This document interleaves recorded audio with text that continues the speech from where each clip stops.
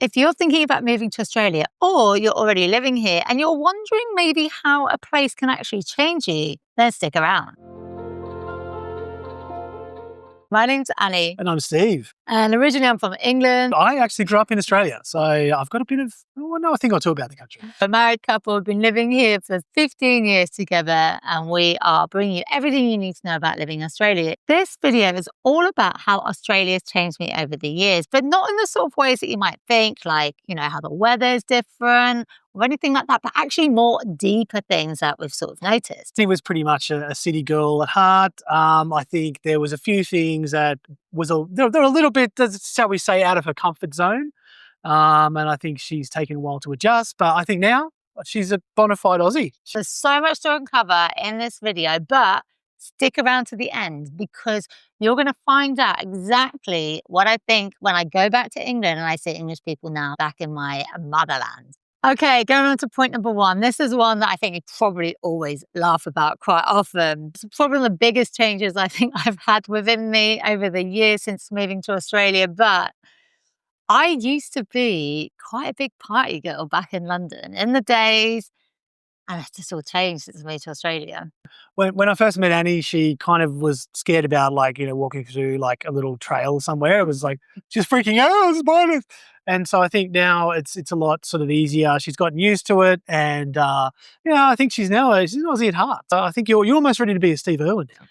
Well, you're a classic Stephen, aren't you? And now the irony is that we're actually living in the Sunshine Coast hinterland. And even yesterday, Steve pulled out. What did you pull out from the garage? Well, there's the actual the skin of a pretty big python. Maybe like a 2 meter, sort of number. Yeah. Just as you do. And he went straight back into the garage. I obviously will never go into that garage ever again in my whole life. But the irony is I've gone from being absolutely terrified of growing up in England with spiders and stuff, and now I'm living in the hinterland, in the Sunshine Coast, surrounded by everything. That's right. Well, it's 100% part of being Australian. I think getting used to being in the outdoors and enjoying, what it has to offer, or the things that could be a little bit scary, coming to terms with those and enjoying it all. Okay, point number 2 is letting go of the city identity. I've spent years in London climbing up that corporate ladder, working in media and radio, being surrounded by celebrities. It was all about who you knew, where you lived, what you were wearing, all those sort of things that created this sort of false sense of identity. That's just completely disappeared now. It's just crazy how much things have changed for me. Fun fact, Annie has actually met the Fonz. If you're old enough to remember who he is. The Fonz. But the interesting thing is that none of that even matters in Australia. Like point number 3, tying into the whole city thing, is consumerism. I used to be so caught up with fashion. I was shopping all the time. Like I never wore the same outfit once at all, ever in England. And even when we lived in Sydney as well. Look at me now. Annie was a DFF. What's a DFF? A disposable fashion fiend. Have you noticed the change in me since moving over here? Oh yeah, it's just like shorts and t-shirt. That's it. That's as far as you need to go. There's no more. That's literally what I'm wearing today. There's no more thinking involved. It's like, shorts and t-shirt, done. This is literally a t-shirt from Primark. I buy pieces now that I can keep forever rather than buying into that whole disposable fashion. What did you call it? DFF. DFF. The reason why I've just adapted over the years is that Australians just don't care about fashion. Like most people don't even walk around with shoes on. I mean, it's just not a thing. Yeah. Do you know what though is when we do go back to England, I fall back into that trap again of wanting to like go shopping and buy stuff. And then as soon as I get back to Australia, I'm like, why did I waste that time? Point number 4, this is one I think that you were saying recently, weren't you? That I probably wouldn't see this version of me if I actually stayed in England and never met you. No, well, we actually met in a meditation retreat. So, it was a... How does that happen? Look, everyone asks us that same question. But essentially, I don't think Annie would be anywhere near as spiritual. I think if she'd lived in London and had that sort of consumerist sort of life thing going on and sort of hanging out at the bars and stuff like that. And so I think, yeah, there is a bit of a change coming here. Spirituality, what a difference in me. Absolute Kirtan master. She's like, she loves Kirtan. If you know what Kirtan is, go and check it out. It's like everyone's I am singing and obsessed stuff. with Kirtan. Yeah. I think that's the thing. I've gone from being more consumed by what people think of me, how I dressed, all these sort of things that really don't matter, and partying and stuff. And now Friday nights for me is like, let's go to a Kirtan night and chant mantras and meditate, and let's go to yoga, and let's do all these spiritual things that if I was back in England, people would just think I'm a bit weird. They'd be like, why would you do that for? Like when we moved back in 2018, we only lasted 6 months. You can watch the podcast, which I'll link up here, which is all about how we only lasted 6 months back in England in 2018. But back then I worked for a company and I remember telling them that I stopped drinking for the year before in Australia. And they just said, like, what? Why would you do that? Like, Why? they didn't understand it. And so a lot of that's all changed for me in terms of that's just not a big deal. And to point number 5, I think leading on from that as well is the whole fitness craze in Australia. Do you think that I've changed? Well, yeah. I mean, going from like boozing all night, so she's up at like, I only get up at 5 and 6 a.m. and join the mad hustle of crowd that just loves being up early. And I mean, sunrise is a busy time. I think we've moved out to the country now, so things are a little bit more kind of laid back in that sense. What's quite interesting about the fitness thing is when we did live in Sydney, I did feel like the pressure I felt about dressing differently in England, I kind of felt a similar pressure in Sydney to work out and look as good as possible. Because what you'll find when you move to Sydney, especially if you live in the eastern suburbs like Bondi, is everybody is beautiful, like beautiful. Everybody looks like a model, there. I've got like a rating scheme, right? So let's break this down. So you've got normally like England is like maybe here on the sliding scale, but then Australia kind of goes over here with like the scale of like beautiful people. Like No, why didn't you end up with a beautiful I Australian am definitely girl? somewhere on that scale somewhere. I mean, that's open to interpretation.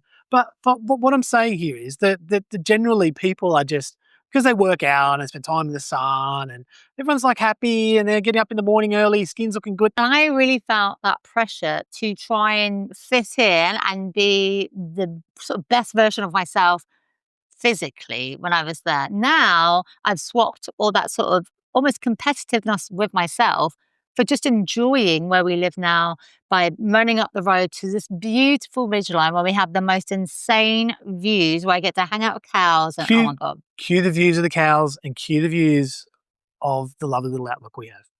And bringing on to that as well as point number 6, I think that I've definitely become a morning person. What do you reckon?